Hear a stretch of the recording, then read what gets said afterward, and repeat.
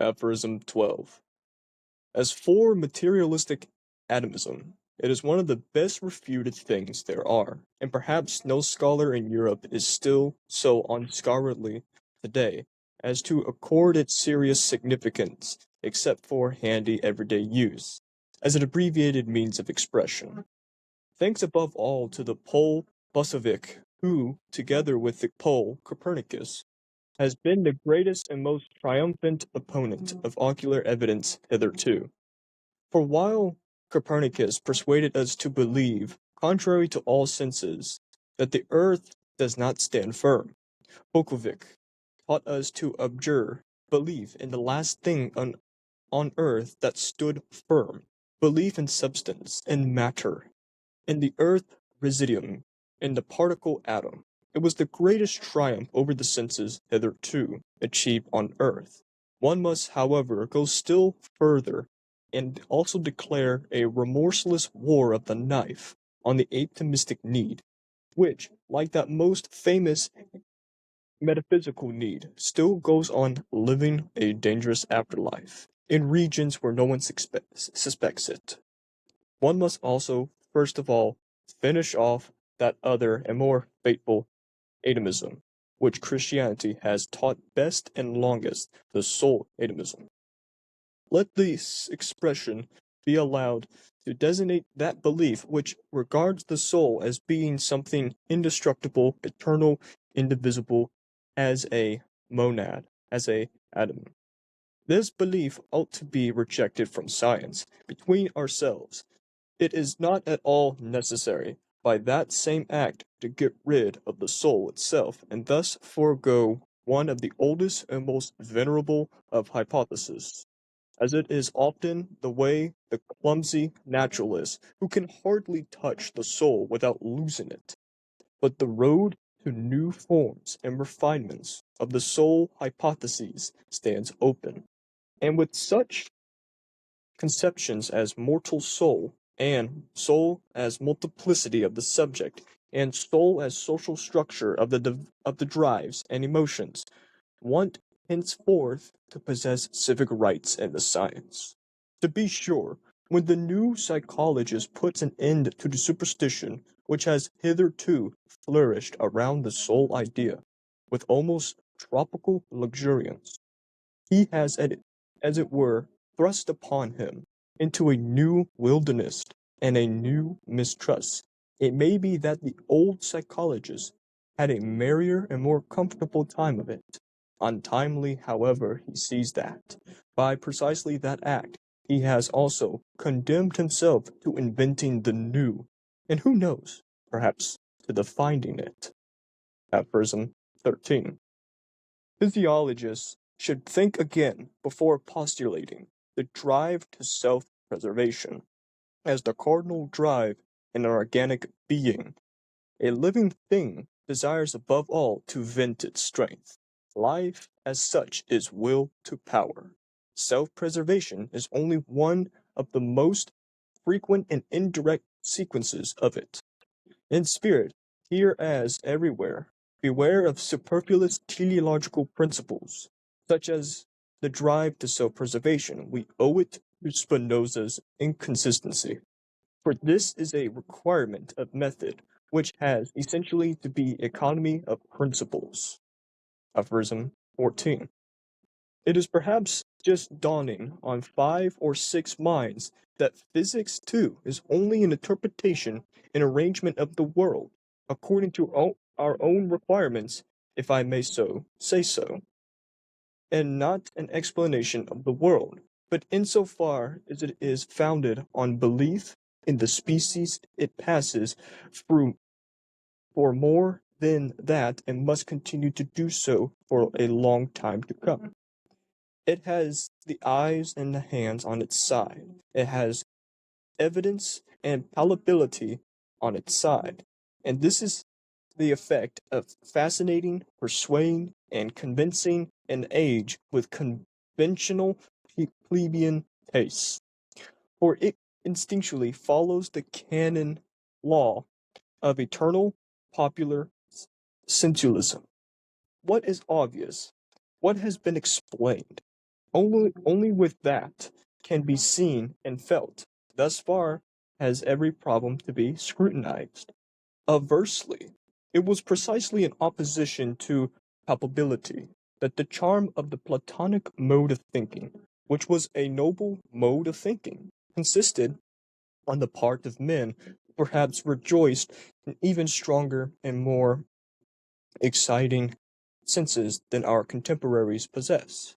But who knew how to experience a greater triumph in mastering them, which they did not by means of pale, cold gray conceptual nets thrown over the motley whirl of the senses, the mob of the senses, as Plato called them.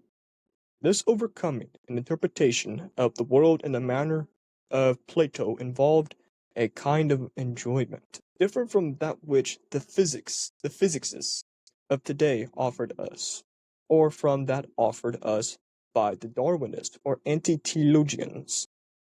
Among the laborers in physiology, with their principle of smallest possible effort and the greatest possible stupidity, where man has nothing more to see or grasp, he has nothing more to do.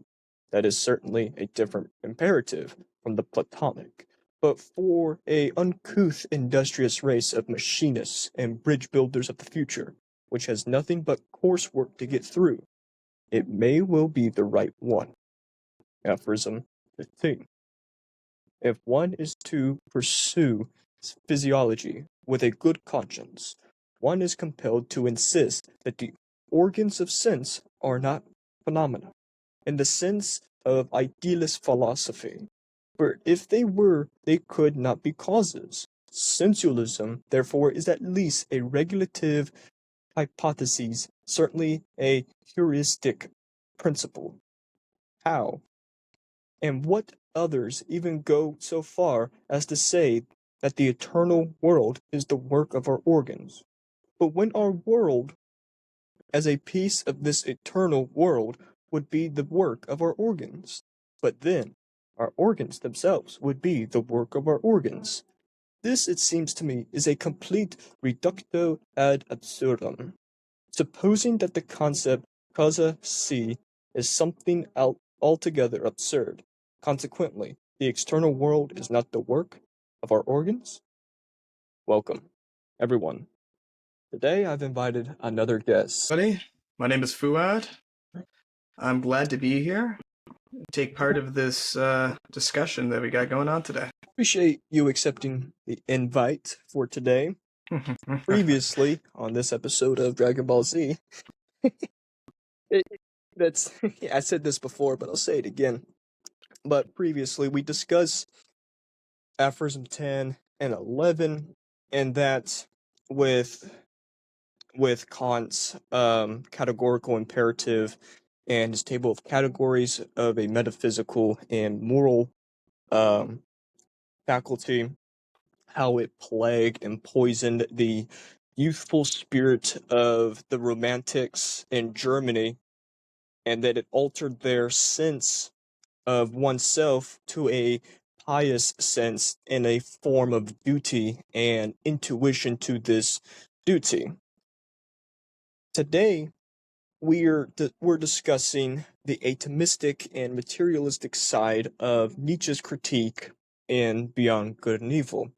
And to reiterate for everybody, Beyond Good and Evil is his denial of modernity in the form of modern science, art, politics, religion, philosophy, etc., or modernity of his time, and moving forward to our time.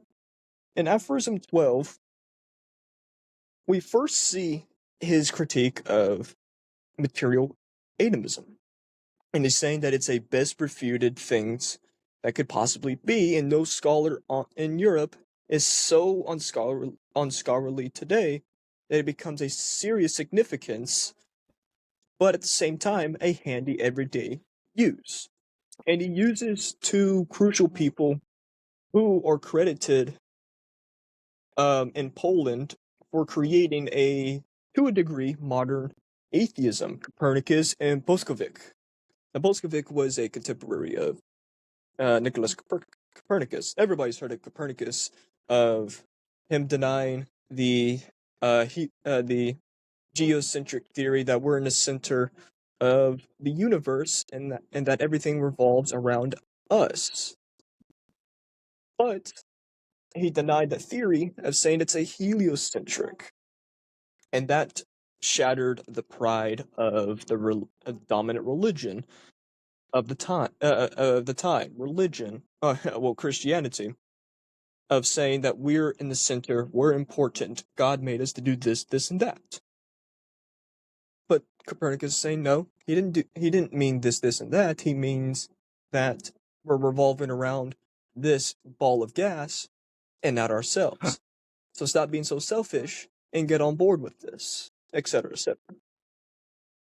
But while he's including Copernicus and Bokovic, he's saying it's a great triumph into the opponent of ocular evidence, aka the senses, what can be determined from the senses, and what is objectively true in the physical form. Say, and he continues forward that Copernicus persuaded us to believe, opposing to all the senses, that the earth does not stand firm. Hence, him disagreeing that it doesn't stand still, but it's revolving. And same thing with Bokovic, in the belief that this last thing on earth is to stand firm in substance and matter in the particle atom. But the 180 of Nietzsche, while applauding and sympathizing with this win in science, his 180 is this is the triumph over the senses achieved on Earth. This 180 is that we're reduced to substance, matter, and stillness, another form of the Platonic being. Now, Plato uses being in a source as a substance of matter, imperfect and material, and that it's static and won't continue evolving from one stage to another. And he uses that form of being from Pericles of Ilia. And Pericles is the philosopher of being, while Heraclitus is the philosopher of becoming. The two separate schools. And he says in a imaginative style that one must, however, still go further and also declare war with a remorseless knife on the atomistic need, which is like more famous than that metaphysical need. Still goes on living a dangerous afterlife in regions no one has ever suspected before. The regions he's saying is in Scientology, another form of religion, the modern science of his time, aka the liberal enlightenment, and continuing forward with the two industrial revolutions, and having some foresight, as he does all the time, of the future and how they would use their atom. And if we see historically that atom evolved to this atomistic need of warfare and atomic bombs, plus a reduction of humans to monkeys, saying, oh, we're just some nimble apes in this nimble universe. There's nothing significant, hostile, or indifferent to us. And he's saying, whoa, whoa, whoa. Why are you having this atomistic need? Why are you reducing us to this mere atom? Why are we all atoms and not something greater than most others? If we're including this atomistic need, why don't you get rid of your metaphysical need of separating life from life itself and creating your real world while leaving behind this apparent, air quoting, apparent world? What's your thoughts before we So I'm continue? fairly new to Nietzsche. So from what I garner, he seems like he's pushing back on a reductionist, kind of materialistic viewpoint of everything. And atomistic seems like a term that pops up a lot. So is that just, I'm assuming, like reducing everything down to some, like it's just basic, I don't know, molecule being kind of deal, and um, that it's not. It kind of takes away from the maybe like a grandeur of being part of something larger, like a connectedness. That's what kind of popped up into my mind right now. Mm. And you're correct. And while elaborating on your correction to a substance or matter in life, while he was fighting the metaphysical need beforehand, now he's fighting the atomistic need. And the metaphysical one is the realm of ideas. What is the source of, say, good, beauty, and justice, including mathematics that equal the elements of life, that there's some uh, anatomical link to Okay. these elements that we can use with math. That that's his that's not his hypothesis, but his tackling and combating these absurd propositions.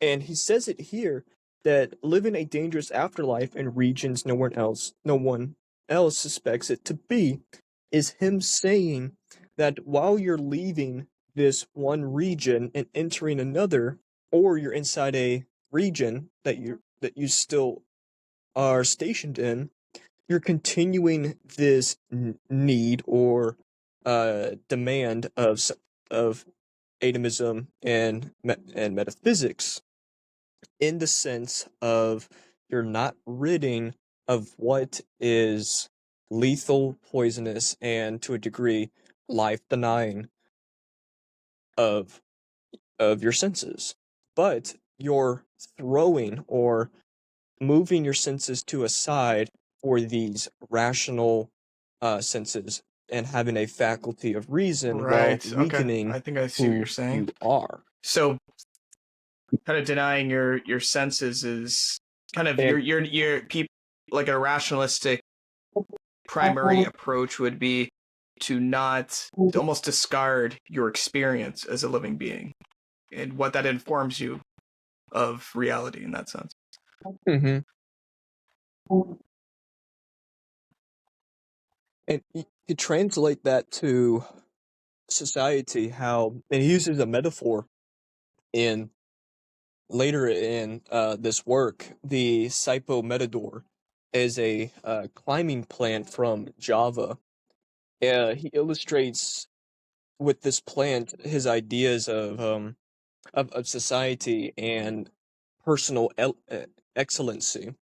And from the metaphor is that this plant wraps itself on an oak tree to support itself while climbing higher and unfolding and presenting its leaves to the sunlight and absorb the nutrients of the sunlight.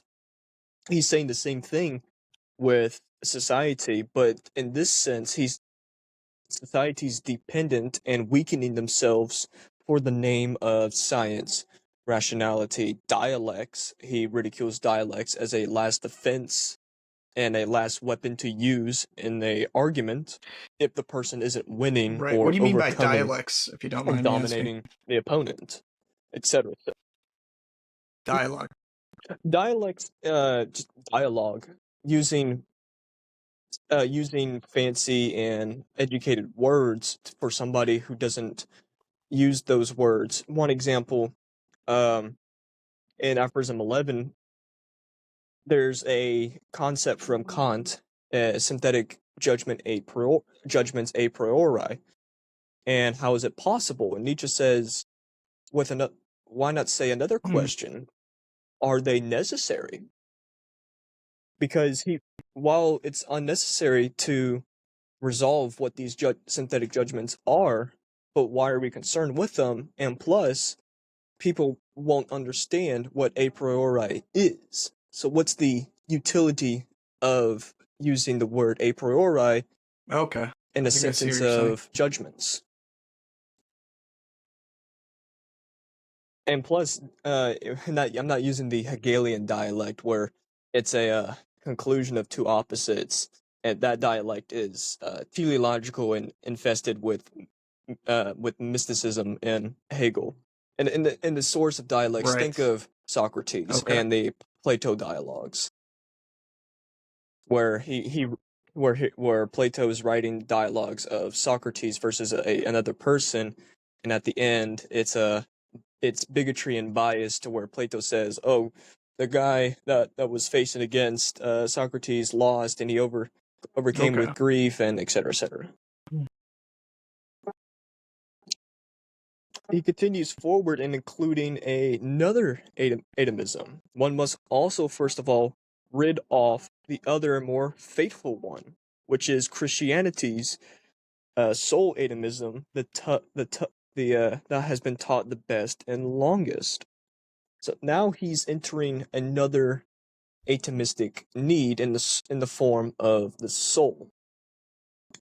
He's he's saying that the soul was a created fiction that's inside the body of every singular human that was predisposed from God himself, the Christian God or the religion's God themselves, and that it should be by his duty cleansed, rid of sin, and purified before entering the eternal life, heaven, paradise, etc., etc. But including the soul, philosophers have dabbled with it and fumbled multiple times of saying that it is separate from, and including religion itself, separate from the body and entering a dualistic stage till Spinoza arrived and said, if it's separate, show me. Where is this separation and causation that's happening? Because he was a determinist. Right. He would love to see what the cause and effect is. So, by saying that nature is this substance or God to Spinoza because he's a pantheist, he ties nature is equal to God and vice versa. That the soul is one with the body, same with the mind. But it's not a three piece, it's one piece. Mind body monism or connection. Um. What's your thoughts? Okay. So Nietzsche believes that the soul is also another atomistic need for like a kind of reductionist categorizing of, I guess, everything in a certain sense. Am I following that right? To a sense? Okay. Um Mm-hmm. so I don't know. I'm kind of lost on that one a little bit. Like for me, I do hold the belief that we have a soul or an essence that is, unique to me, and you have one that's unique to you in a certain sense. Um, Yeah. Go ahead. Would you would you say the soul is separate from you I would or say that intertwined with you? I just believe that like the body is more of like a physical, like in a sense, vessel that your spirit inhabits in, and it's almost like an avatar, like in a certain sense. Hmm. A Yeah, yeah, a temple or avatar for the yes. soul for it to So I enter see and it as train. part of myself. Like I see Yeah. there's like, yeah, the soul has got the base essence, and that your body is, and this life is kind of like the avatar that you want to explore and have some goals that you want to achieve. Like I do believe in I guess reincarnation or rebirth. So your soul grows through different lifetimes. That's kind of my belief.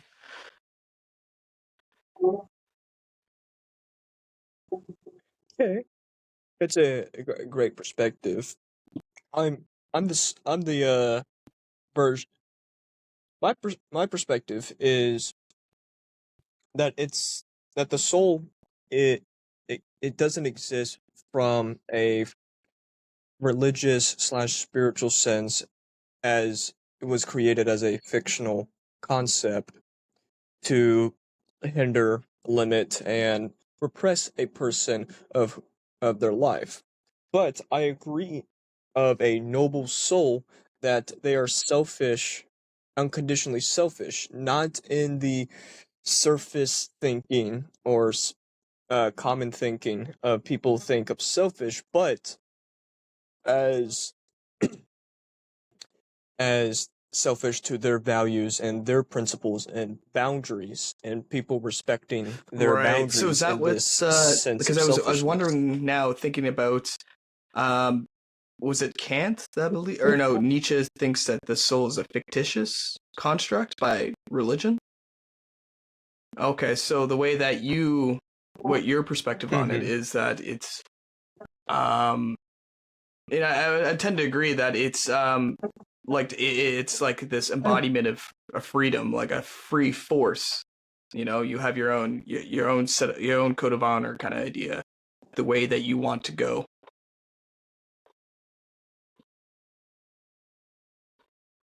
Yes, and you said force, and once we read Aphorism 13, we'll include that force. But continuing forward with number 12, he says, let this expression be allowed to designate the belief which regards the soul as something indestructible, eternal, indivisible, as a monad, or, as they would say it, as a atom. The common and continual belief of the atom is that it is indestructible, indivisible, and eternal. That's what he's saying, and as the soul itself, and that was was transformed to consciousness, how it became a individuum or indivisible aspect in a spiritual sense. What Nietzsche is saying, no, it's divisible, it's destructible. But while it's not eternally functional with its errors and flaws and with its condition of life, it becomes eternal in the sense of its same sameness as in the sameness Okay. of error and flaw. And he says in an affirmative and boisterous tone, this belief ought to be rejected from science because it's translated to science. And he'll say in Genealogy of Morals, yes, a irrelevant work, but outside of this work, it's crucial to tie what he's saying here because with these aphorisms, people would think, oh, he's going all over the place. He's contradicting himself. He doesn't know what he's saying. But if you tie one aphorism to another, and sometimes if you read between the lines of this work, it's fluid and he's tying everything in a burst of emotions. So with the genealogy of morals, he uses a idea named the ascetic ideal. The ascetic ideal is here's a brief definition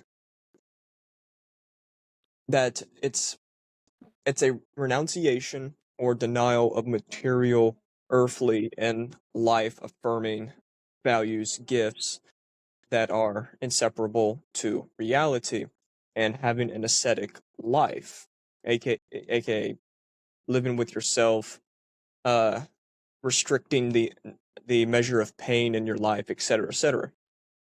And he's associating this ascetic ideal and idealistic form of life to science and religion and philosophy and art. But we'll focus on science for now. That you're consciously denying to a scientist or someone who believes in science they that you're consciously denying that you're seeking truth in a metaphysical sense, but in reality you're unconsciously uh, seeking truth in a metaphysical sense to have a sort of comfort and at ease for truth is outside and in the wild, but because you're uncertain of it, you become worried, questioning, and pushing this unknown forward and from yourself at a distance. That's what he's saying, to deny science in this form of something that's indivisible, indestructible, and Oh, eternal okay. I as the think I get soul. what you're saying there. So he is by okay. So what kind of comes some Hmm. no? It's difficult sometimes it's difficult sometimes Yeah, I think it's like what is it, to it's kind of understand like what making he's the saying. gears are kind of turning my head, and I think I have a feel for it. So I'll just share what comes to mind is that for myself in the past I used to be more, and I still I like science and all that stuff, but I place that as the like the like I guess in a certain sense a religious doctrine to follow. So it becomes a self-limiting thing in life because I felt like I was less likely to want to take risks. If I do this, I might get sick, or I'll this could lead to that. If I'm outside for too long, I can get like sun damage. Get melanoma, right? Stuff like that. So it kind of Hmm. it leads to that maybe self-preservation over self venting strength, as you mentioned. I think in Aphorism 13 or 14. So you're just trying to survive and take as least amount of suffering as possible, and it's life denying, I guess, in that kind of way.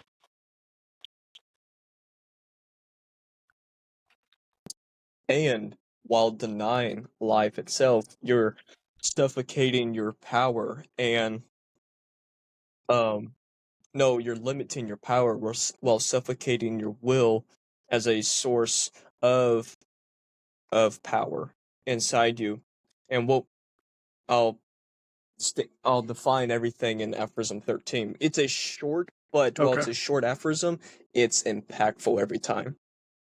Um, and he continues forward, that it's not all necessary by the same act to get rid of this soul, for it must go forego one of the oldest and more and most venerable hypothesis, as if often the way of these clumsy naturalists who can't handle the soul without losing it, aka they're clumsy psychologically, that they can't grasp of this soul, aka in science it's the truth, it's truth, but with the ascetic ideal, to apply this again, they're seeking they're seeking another world and source beyond this world, and he uses a German word, Hinterwelt, or beyond world.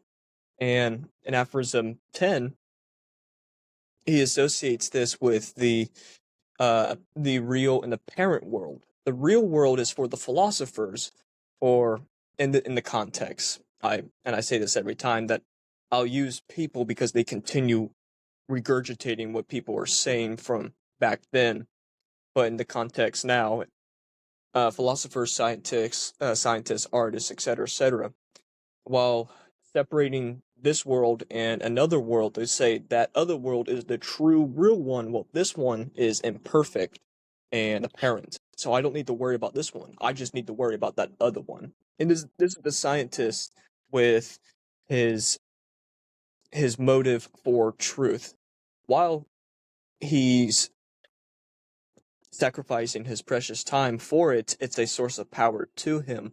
But at the same time, he thinks, while handling this truth, he thinks it was a divine or natural state of blessing to receive this power, but in reality, it's not. Nature doesn't naturally grant you this source of power. You must have joy in your self conquest Okay. inside Yeah. this maze of life. I would I would agree with that. Like and that's, let's say, the scientists with that sort of this world is not perfect. There's a another dimension or whatever, a substrate of physics that makes up the true reality. You see that with religious people, that with an afterlife and stuff. The earth, being life as an incarnate being it's imperfect. It's not real. It's something to almost abhor, and you just kind of wait till you can get to the perfect world. And yeah, I understand that would be like frustrate. Mm-hmm. You would feel like a frustration. You're damming up your power within yourself, and that would, yeah. Yes. I was And just gonna while say that oh, I could continue. see how that would your development as a person would be, in a sense, stunted. Yeah, that's kind of it right there. Mm-hmm. And that's the clumsiness of the naturalists of his time Oh, and before and after his time. But while his criticism of these naturalists, he proposes a, and quote him, new form and refinement of the soul hypotheses stands open such ideas as mortal soul, soul as multiplicity of the subject, and soul as social structure of the drives and emotions, when want henceforth to possess civic rights and science. Now he's using soul in another sense, not in the sense that what he was criticizing earlier as a fictional static being that's imprisoned inside you that wants to be released, etc., etc. If we replace the word soul with the word force and read it again, this mortal force, and force as multiplicity of the subject, and force as social structure of the drives and emotions, it cre- it creates a understanding of of his position, plus him superseding, or to use another idea of his, revaluation of all values in this context. And this is preparing us for Aphorism 13 interesting. of, well, he'll say the will to power. Well, we'll continue briefly with 12, and that with these reforming and of these ideas and soul or force hypotheses to be possessed in civic rights and science. Now Nietzsche is confessing here, it's a contradiction to Nietzsche, but he's confessing here that it's his political philosophy, where in a sense it's his political philosophy of, while you're while these people are possessing these banal, pointless, and abstract ideas, it's time for them to die and for the new, fresh age of spirits to overcome them and possess these true civic rights in science, and not these pointless and inferior civic rights in Okay, science. It's how that's Nietzsche interesting. operates. Um, Now we yeah, like with, oh I'm just, continue. I think force is. I see what you're saying with force. It's like there's inherent when someone thinks of a force, it's inherently animated. It's not static. It has to move, expulse itself forward or whatever Mhm. direction.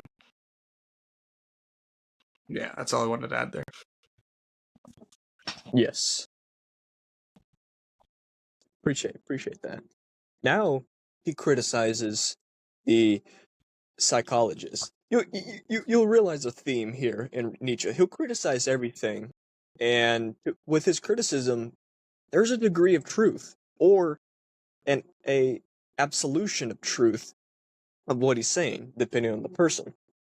When the new psychologist puts an end to the superstition which has beforehand flourished around the idea of the soul, he at before him is thrusted into new wilderness and a new mistrust, which the older psychologists had a fun and more comfortable time with, ultimately, however, he sees that that act itself has also condemned him inventing the new, and who knows, perhaps the finding. Complex wording, but that's summarizing what he's saying in Aphorism 12 before in criticizing the psychologist. Now he's entering the psychologist with their inept ability that's coincided with the other inept of the clumsiness of the metaphysicians, the atomists, naturalists, and scientists in previous wording. So that's his summary Okay. of what he's saying here. So while the psychologist is thinking that he's a lone wolf and walking alone, he's saying, "Oh no, I'm gonna bring you in here. This is what we're gonna do. While I'm bringing you in here into this new wilderness and new mistrust that your old colleagues and even yourself had a fun time and were comfortable away from it, I'm gonna bring you in here and see Okay. what happens to you." That's what he's doing. And now he's condemned to a realm of creating something fresh from himself, or, as he would say, perhaps to finding it. Now, to Aphorism 13. He begins criticizing philologists. Again, criticism. I love it every time, but Nietzsche, stop. Like that, it's like that elderly that elderly neighbor who yells at clouds and says, "God damn it, stop doing this to us." That's good. It's a poor comparison to Nietzsche, but that's not what Nietzsche is. He's not an elderly person screaming at clouds. Go ahead. I was gonna say He has a does he just seeks to kind of just break down and dismantle to see if it holds up essentially people's theories and beliefs.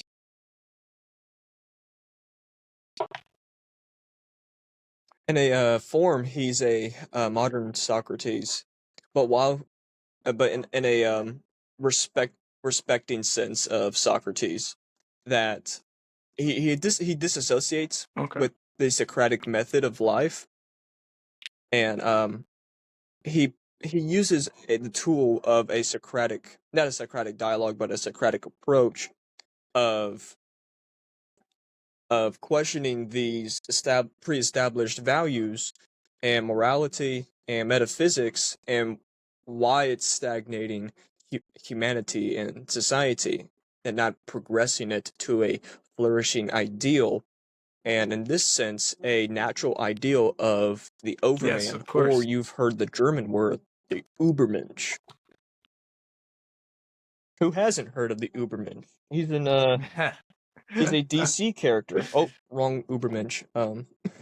Not Superman. There's a comic of Nietzsche wearing a suit, and he pulls the suit and reveals a Superman logo on his chest, and above him there's text saying the Ubermensch. 5 cents. And it's selling for 5 cents. Oh, so God. he's reduced to a 5-cent comic. No. Is that what Ubermensch means? Does that translate to higher man? Is that what it is, or? Okay. Oh, there's multiple translations. There's higher man. Well, higher man. It was a word used before Ubermensch, before he created and conceived the idea or ideal of Ubermensch. But the translation of Ubermensch is over or Superman. But in the German word Uber, okay. You know what this kind of reminds me? Sorry, go ahead. Mm-hmm. I haven't read the actual Dune books, but it reminds me. I've seen the new movies, the first and second one. It reminds me of that. The main character, Paul Atreides. He's becoming like the Ubermensch, right? He's like Did you watch any of those movies? Read the book? Okay, so you know much more than me, but I read the books. He's like the next step of like human evolution in a certain sense, where he's got the gifts of the Bene Gesserit, like the psychic abilities and all that stuff. Plus, he's got the mental prowess from the Ment stats, I believe, and he's aristocratic by his birth and how he was raised. You know. Right. Similar to That's right. It's almost like this full. He's not like hyper specialized in any one thing. He's got this totality that totality equals into.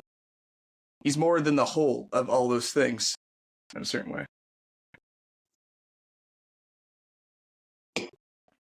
To a degree, it's a great representation of the Ubermensch. Yeah, no way. But it's irrelevant now. Well, when there's an aphorism of Nietzsche discussing Ubermensch, I'll define it vividly on my channel. But with Aphorism 13, what the physiologist should think again before postulating or bringing forward this drive of self-preservation as the cardinal rule in organic being. Life itself desires above all to vent or express its strength. Life as such is will to power. This is the second time in the work of Beyond Good and Evil he's saying will to power. The first time he said it as spiritual will to power while criticizing the Stoics or critiquing the Stoics, but that spiritual will to power is manipulating and unconsciously deceiving, and sometimes consciously, while including conscious deceit of a mass number of people, because their idea of live according to nature isn't living according to nature with their pre-established tenets of justice, wisdom, temperance, and persistence. I think it's persistence. Like an endurance or something? Either or. Endurance there. Temperance. Endurance, justice, temperance. That's like and wisdom is their four tenets. I was just saying that's the. Nietzsche's I just want to clarify. That's like the classical. That's before the Christian virtues, right? That's like the older pagan. Okay. Years before. And with these four tenets, Nietzsche's saying, including that that imperative of live according to nature, Nietzsche's saying, well, no, you're not, you arrogant, hypnotic people. You're not living according to nature, because nature is, there's no justice or mercy. There's no measuring beyond this paradigm of, no, not paradigm, but a prodigal of life. Plus, if you want to be indifferent, that would be a source of power, but you can't live indifferent to this nature. But at the same time, you say that this will of life, not will, but according to nature, is in fact you reversing everything and saying you should live according to the Stoa. Thus, you're tyrannizing yourself and other people with what you're saying. That's what Nietzsche. That's Nietzsche's so you said hypnotic, Stoics. so it's almost like they're blindly believing these tenets. Okay. Yep. Go. Yes. And he has begrudging respect for them too. Of there's like a actual utility still with them. Okay. And a utility, correct. Plus, they're almost non-reactive life. But is he, like, to me, like, I see the utility too, but it's not, when I think of a Stoic, I don't think, like, I don't know enough about it, but, like, what comes to mind is someone who doesn't, who's not, like, exuberant, or, like, is maybe too controlling of the passions, like self-expression.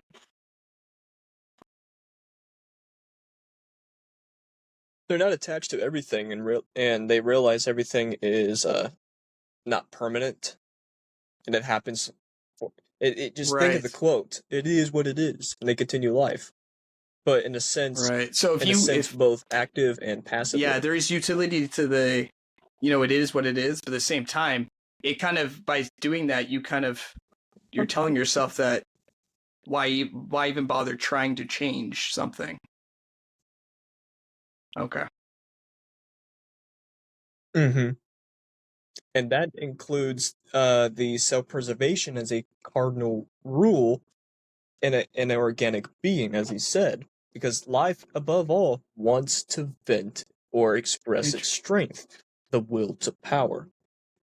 The will to power is a misconcepted and misinterpreted idea or reality of Nietzsche.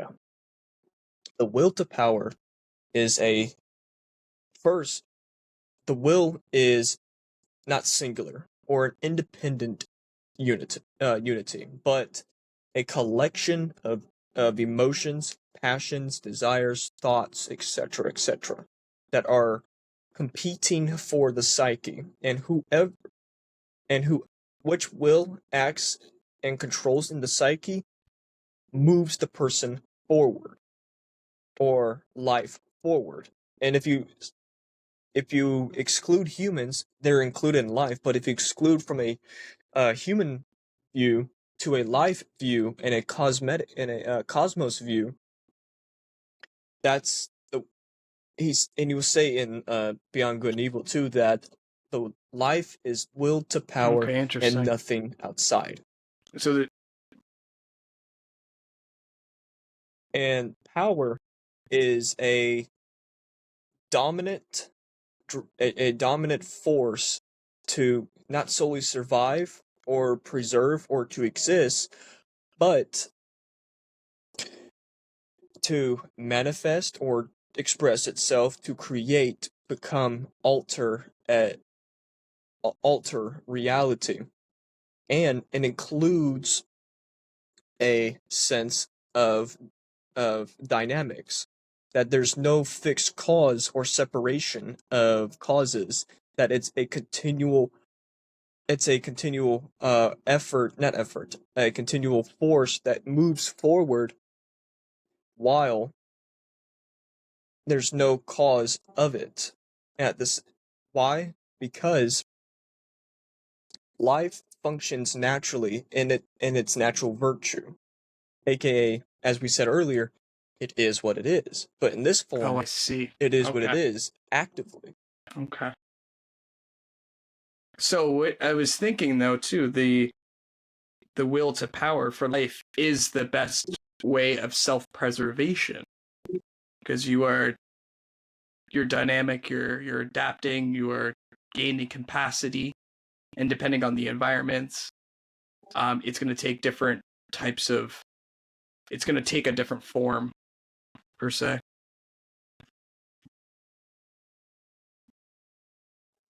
Mm-hmm. And it's in this work, he says the will to truth, which is another form, but a masked and covered form of the will to power, where people, including philosophers, have a dispassionate, objective, and absolute motive for truth, but at the same time, it's another form of the will to power. So you're with obsessed with this truth, and you don't empower yourself, but this obsession overcomes you, and that you didn't it overcomes you and revalues your values. Plus, you didn't Okay. will it; So it it's willed the will over to truth you. is actually it's a mask of a will to power essentially. Yeah. So I read, I don't know if Yes, another you know this form of guy, it. Jason Reza Dorjani. You know, I read his I got his one book Yes. like a week ago, Promethean Priors. I went through it. I liked it. And then I read his new book, The Philosophy of the Future. And he brings up Mm-hmm. Nietzsche and stuff. He was talking about how science is really a tool to the will of power at the end of the day. Like everything that we do with science is to increase human capacity at the end of the day. Like no one's just looking for the truth just to know the truth in a certain sense. It's being applied in real life, in reality, manifesting things. Mm-hmm. Nietzsche himself, before you read that book, said, well, no, he didn't say, but he reduced everything to a tool and a mere usage, and not a permanent usage or a permanent subscription to it, say in ideologies. But today people arrogantly subscribe permanently to this ideology, and if they leave it, they walk can you repeat, inside a void. Can you repeat that one more time? I just want to hear it. Yes. What I was saying is, before you read that book that said that Nietzsche's will to power, or that science is a tool at the end of the day, and that the will to power is inside of science itself. Well, it's inside everything. It's the succession of our entire life as a development, while a aftermath or ramification and nourishment of life, because it's the one form of the will that continues forward in life. But what I was saying is that before you read that book, Nietzsche reduced everything to a mere tool, and that a mere tool, and that everything isn't permanently to itself, permanently fixed to itself. Same with individuals who subscribe to an ideology. Sorry, go ahead. Who they're permanently static and positioned in this one ideology, but if once they leave it, they enter a void of nothing, no ideology. So they get into the void by leaving behind their ideology, so they're left with nothing. Am I understanding that right? In a certain sense, and they're left with a first step of being. Interesting. Mm-hmm.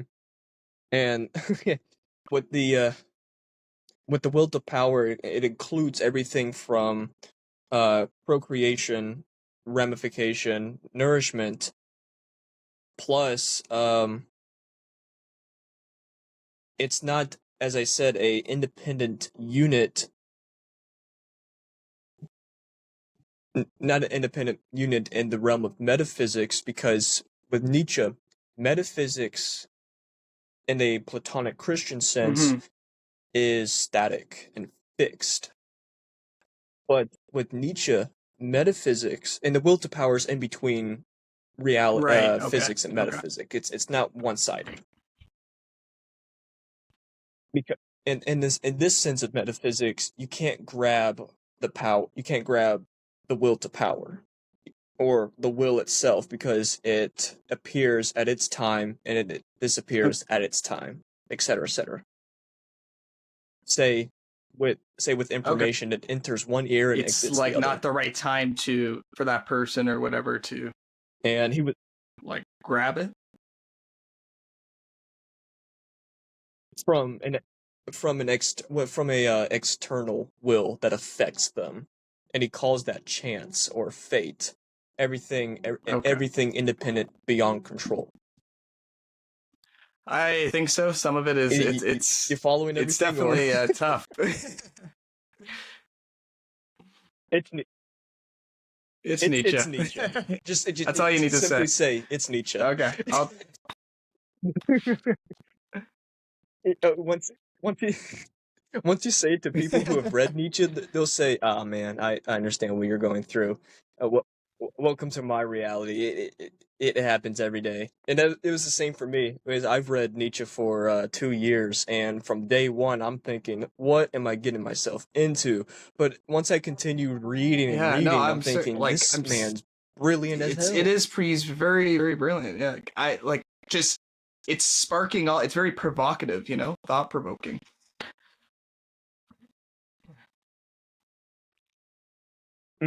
Oh, and with clarification, his magnum opus or his number one work, Thus Spoke Zarathustra. He said this in his autobiography, Ecce Homo, that Zarathustra, the work of Zarathustra, is his life affirming work. Everything after Zarathustra is his negative portion of philosophy, aka critiquing, analyzing, and deconstructing everything in what was thought to be the truth that facilitated society. So everything you're hearing here is his negative portion, including the master and slave morality. He doesn't favor either one of either or. He's saying it's a critique. I'm disassembling. I'm disassembling into two sections. I'm going against myself and splitting those two up and critiquing both of them, while at the same time they're neither blueprints, but they work oh, I see. together. That's what he's saying. That's a pretty tough endeavor to do, and trying to do it honestly. That's impressive. I have to go through his work and see for myself for sure. But that's something to look into. His first work, read the first two works. Well, not his first two works, but read Twilight of the Idols and On the Genealogy of Morals. But we we digress with the will to power.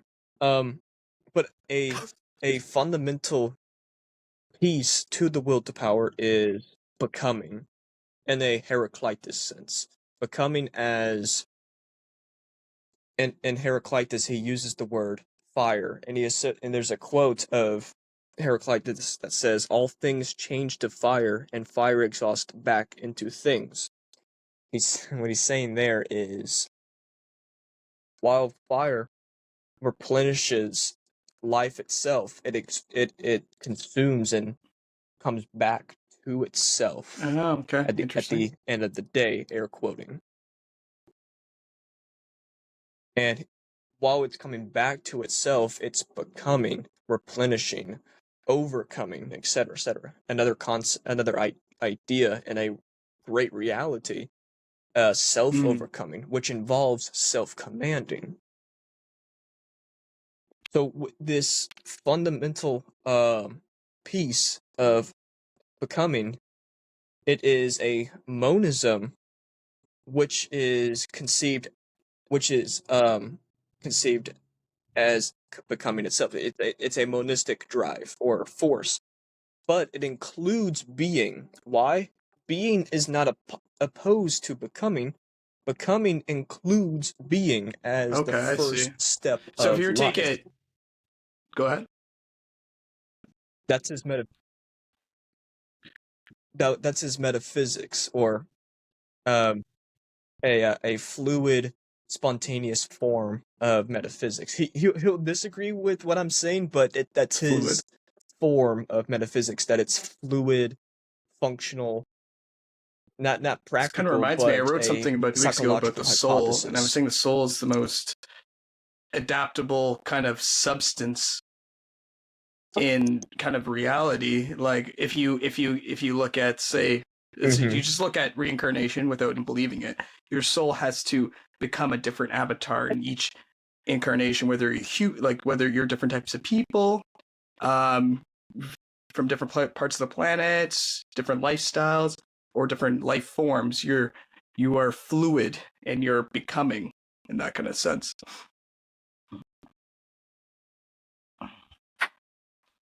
Yes. And the first necessary step is not the static being, but a mobile, eternally becoming being that evolves and self-overcomes from self-commanding, because a noble and high-minded person doesn't demonstrate their strength to themselves or to others, but simply acts. That while the form is fluid, the function is everything. While the weak, they express their strength and inflicting I feel pain like on others. I feel like I understand that intuitively. Like people or fictional characters that have that kind of embody that. They're, let's say you use Dragon Ball Z, right, at the beginning this episode. So Goku, right? He's willing. Uh-huh. He's always trying to get stronger, fight stronger opponents, but he's not doing it just to brag about it or anything like that. He's doing it to become better than what he is at that current time.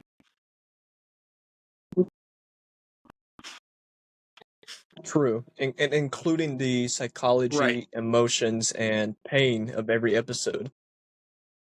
Similar to me reading to Nietzsche, the pain, psychology, and emotions every time I read Nietzsche and record myself.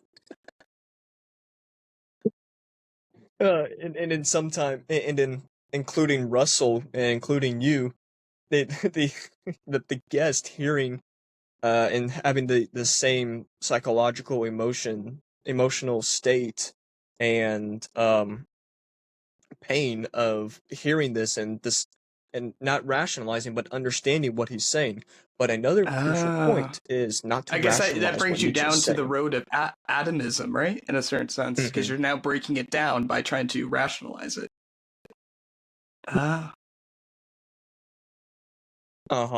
And rationalizing a journey to its destiny that was pre-established, and that's to him not a form of philosophy. That's what he'll say anti-philosophical and life denying.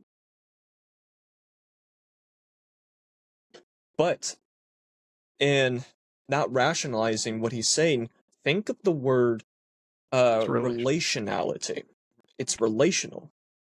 And he'll say this too, that power is power in relation to another power. So they're connected to one another, that there's no first cause and effect, but they have relations naturally from their virtue of life. Yes, that's complex, but if you compare two forces to one another, they'll battle one another till there's a result, and that result is the relation of one another. Interesting. That's yeah. One example is the master and slave morality. They're two opposing forces, but while competing for one another, their relation has a result of you becoming the result of these two opposing forces. Okay, and that could be. Go ahead. So one moment, so like one moment, you're acting slavish or herd-like, Right. and another moment and you're then that could be mastering extrapolated yourself, to a etc., societal etc. level. I see. Yes. That's, and we included, and this includes the dynamic form of no first cause or separation from reality, but that the structure of power is necessary for thriving to increase its power. While expanding itself, it's defending itself to other powers that will predominate and overcome it. And as I said earlier, it's not a independent unity, or a will to power, but to Nietzsche, reality is the will to power, a relational multiplicity or multiple things that exists, and that those will to power, those relational multiplicities, exist as another form I of see what you're saying. wills to power. So there's different, I want to say levels, but they're all kind of in relation at a certain level, and then they have a relationship to a higher level of a will to power. Yes. And enter the not concept, but idea or reality of self-overcoming. It's right. It kind of reminds me of, and I'm sure you had this, and many people, when you hit rock bottom in your life, so you're in this, like, you've been in a slave morality, let's say, if I'm using that idea right, it it's like kind of like the fire analogy used earlier, where like it comes in on itself, and when you hit rock bottom, I find that that's where I fight the hardest to go back up, to like change and transform. Hmm. And Nietzsche, including me with other people, he wouldn't pity nor sympathize or have empathy for you. He'd say, "Great that you're having this rock bottom Right. state of mind. Now overcome it. Be Go beyond this limitation. Shoot your arrow for the distant target. And Yes. if you miss it, I love that. great. Like Continue shooting." and That's him. like it's just like, even if you don't have a guarantee that you'll hit the target or win, it's still better to like, it's still like the noble thing to do is just to give it all you got and just go as high as you can. Mm-hmm. And tying it with Aphorism 13, as he continues saying that beware of superfluous or pointless teleological principles. Oh, teleology implies that there's a beginning and end structure. With the will to power, there's no beginning and no conclusion of the structure itself. It manifests itself in diverse ways, not from, say, the ether or heavens or from an abyss, but from itself.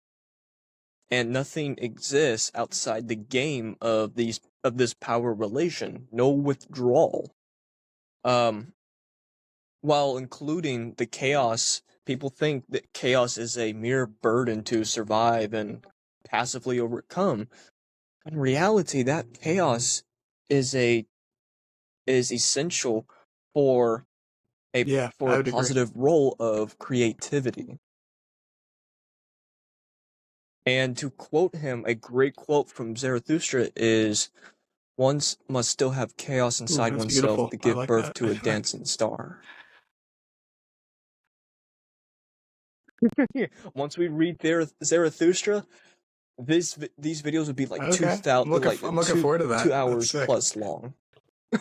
because be- that would be next year, because I'm reading every aphorism of every book All right, before Zarathustra, all right. preparing people for Zarathustra.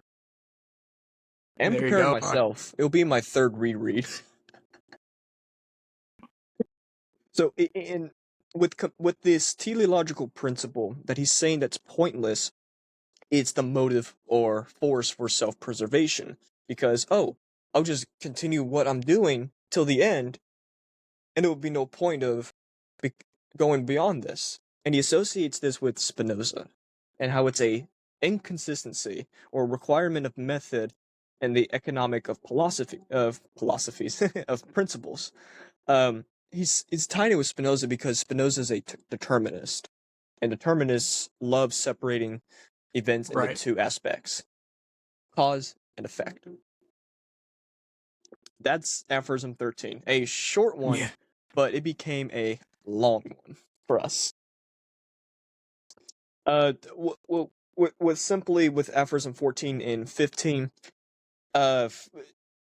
dawning on 5 or 6 minds of the physicians that their interpretations and arrangements of the world, aka his idea of perspectivalism, or one's perspective, and that it's solely yours and how you see the world and not how others see it, where your truth becomes untrue to others and vice versa. Um, so that's what he's saying with the physicians, and that these eyes and that the eyes and hands, the vision and palpability or grabbing is at your side, but at the same time, it becomes a fascinating, persuading, and fundamental plebeian taste, because this instinct or reactive instinct for this plebeian or slave taste comes to the conclusion of, please explain. That's what he's saying. Please explain, as these people, um, what plebeian taste or physicians, scientists, Mm-hmm. etc., etc. They're saying, please explain what you're saying. while they're challenging and testing your palpability and your evidence that you both see, but in a Kantian instinctive state, it's not in front of me. Please Right. explain. Why is it not in front of me? Etc. Etc. And this becomes a popular, as he would say, a canon of eternal and popular sensualism or sensation I that see. Okay. runs So today. please explain, they need to have evidence or it doesn't really exist in front. Okay. Plus, that when Socrates became tyrannized reason and reason became a tyrant, that it's joyful to have this justice, this form of beauty and evidence, and that while possessing this, it's a prerequisite or pre-requirement to justify and have evidence of these reasons. While Nietzsche's saying, I don't have to. There's no point in it. Yes, I will take the blame and shame of not saying it, but at the same time, I don't need to. Look at the actions that I did. Look at this. Look at that. Why do I have to prove this? And he ties this with the uh, aristocracy of ancient Greece, or every high-minded and free spirited society of the Renaissance too, and every noble-minded person in history, including Alexander the Great, Genghis Khan, Julius Caesar, Napoleon, and to a degree, Right. yes, it's controversial, to a degree, Adolf Hitler. Not not praising or associating with him, but he possessed a overflowing, overflowing of this energy and emotion, which infected Yeah. everybody, Yeah. and I see what you're saying. you know the rest. When someone has like those examples you pointed out, most people wouldn't ask for an explanation to just understand where they're coming from or what they're saying or setting out to do. Mhm. And while he says, "What is obvious? Can you please explain? Can you please explain?" Only that which can be seen and felt becomes the every problem to be scrutinized, and that ties everything we're saying. Where every issue in front of a person that was once felt, seen, and everything correct, everything that was justified naturally with the senses and instincts has become scrutinized. It's a form of scrutiny and bigotry of Mm-hmm. the people who are saying, "Please explain what this is." And he continues saying that in opposition to this palpability, quoting him, that the charm of the Platonic mode of thinking, which was a air quote noble mode of thinking, consisted on part of man who would rejoice in even stronger and more exciting senses than his friends would have, aka this wielding of truth and that this sense of power in their hands. And this was the true noble and Okay. monad form of life. But at the same time, who knew that this triumph of mastering themselves would at the same time be a cold, pale, and gray concept that was thrown over their senses as a net. And Plato himself would say this is the mob of senses. They don't know much better. So I would teach Okay. them Interesting. much better. That's that that was the Platonic mode Right. of thinking, courtesy of Socrates. And it continues forward of overcoming this interpretation of Plato involves a sense of joy to the person themselves, for they become their personal physicians of the day. For at the same time, the physicians of his day, 19th century Earth, can't say Europe, but 19th century Earth, that the Darwinists and anti-teleologians, who were the forefronters of physiology with their principle, smallest possible thing, and greatest possible stupidity, where man has nothing more to see or grasp has nothing more to do.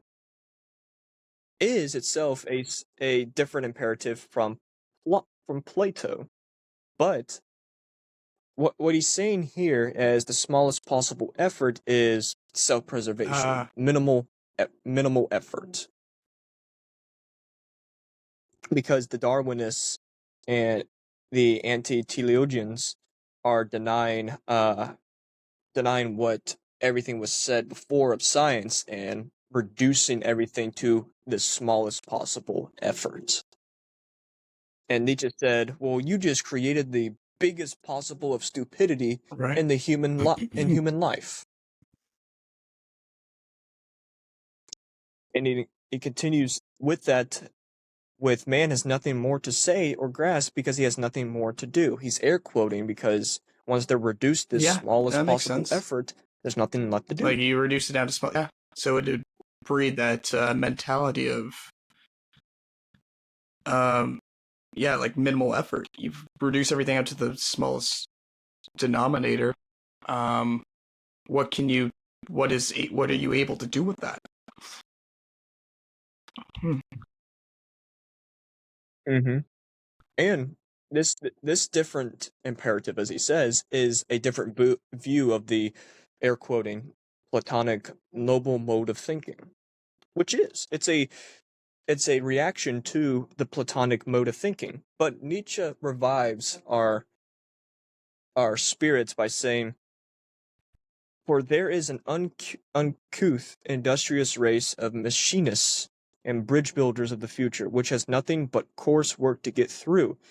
It might as well be the right one, aka the philosophers of the future," because the subtitle of Beyond Good and Evil is Okay. prelude to a philosophy So of the future. I'm trying to understand. So the machinists and bridge builders of the future, those are people. What kind of pops in my mind is like a polymath or like a Renaissance man, like someone who doesn't kind of put themselves down a narrow, specialized path Yes. on any particular thing, that takes different things and builds something new, bridges, let's say, different areas of life. Mm-hmm. Think of have you seen the picture I think so. I've of heard the of it. I self-made probably man have. I statue? can't picture it in my mind right now. It, it's tattooed on my arm, but it's a picture or a statue of a man inside a block of stone or marble, and he has a chisel and hammer, and he's constructing his form of life, and he's comparing that to the race of machinists and bridge Oh, I see. builders of constructing their lives, I see. becoming Okay. a self-creation. Hmm. Which has nothing but coursework to get What do you through. mean by coursework? Like from here on out, there's a lot of, like, the coursework is to get to is the work involved to self-create? Mm-hmm. The battle for it. Not solely work, but the battle for it. And to simplify everything of Aphorism 15, this one's simple too, where with the idealists, the sense of the idealist philosophy, where they say that the senses is a phenomenon. It's a phenomenon, yes, but not in a sense of the idealist form where they love separating and creating a highest idea of what the senses are. And their highest idea of the senses is, oh, they're just nothing but irrational and pointless things in our lives, so we should just put them aside and bring forward the modern science of morals, or a moral science and the truth. So and what he's saying is the psychology, not psychology, but physiology with a good conscience should see that the organs of senses are not phenomenons, or not phenomenons, but are not phenomena. In the sense of idealist philosophy, But sensualism should be a regulative hypothesis for this principle. Sensualism, or the uh, the path of senses, or the ideology, the instinct. But while he's saying this, he's saying, "Wait, what? What also goes so far as to say that the external world is the work of our organs. But when our body as a piece of this external world would be the work of our organs, but within our organs themselves would be the work of our organs. This seems to be a complete reductio Yeah. ad absurdum, aka a reduction to absurdity, supposing that the concept causa si is something altogether absurd. Causa si is for self cause, saying that you're the reason I did all this. But Nietzsche would deny that. Oh, you're not the reason that you did all this, nor your ancestors, nor your God, nor the people in your environment. Your will, or the will Okay. to power, did this for you. And consequently, the external world is not the work of our organs. He's traveling through these absurdist or reduction to absurdity questions of the is the external world the work of our organs? Did we do this, or are we not a piece of this, etc., etc.? So that's his traversing and questioning of what people would think, and including himself at one time, and after his time, that are we not part of this? Is it something that we should be going beyond, say, a hinterwelt or beyond world, Okay. Okay. That's very etc., etc.? Nietzsche. Nietzsche.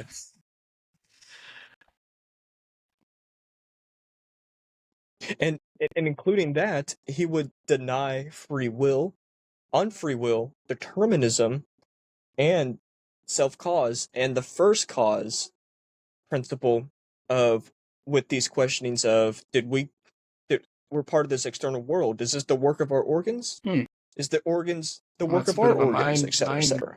mind bender there.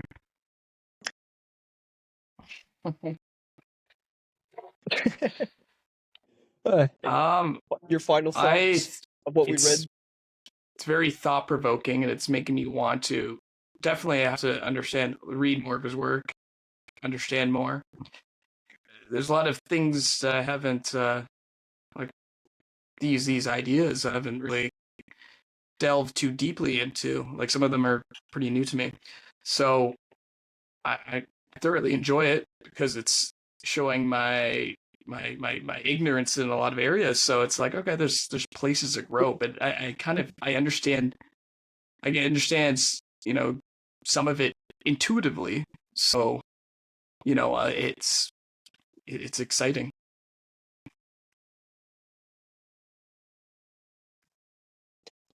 Every time, because Nietzsche, while he appears as uh provocative and satanic to some people, at the same time he's naive, playful, and blunt. He loves toying with people's emotions because yes, he accepts a serious, disciplined, and vigorous life, but at the same time Mm-hmm. includes some dancing, singing, Yeah, I was thinking and earlier. awe I to it. was gonna mention this. I feel like play or competition in that stuff. That is, I feel like that would be a will to power. It's not like a super warrior, let's say discipline kind of thing. Like, but it is has that essence of it. That's what it comes across to me. Mhm. That competition is the dynamic relation of power, as you were saying. So, in competition is a natural force in the will to power, not economic or job or sport competition, Mm-hmm. but the natural waging of war in life. Appreciate your time, Fouad. Everybody hearing, there's a link in the description to the men's academy. Fouad and I are inside the academy. Thank I'll you, see Gregory. everybody next time. Amor fati. Love your fate. You're welcome, sir.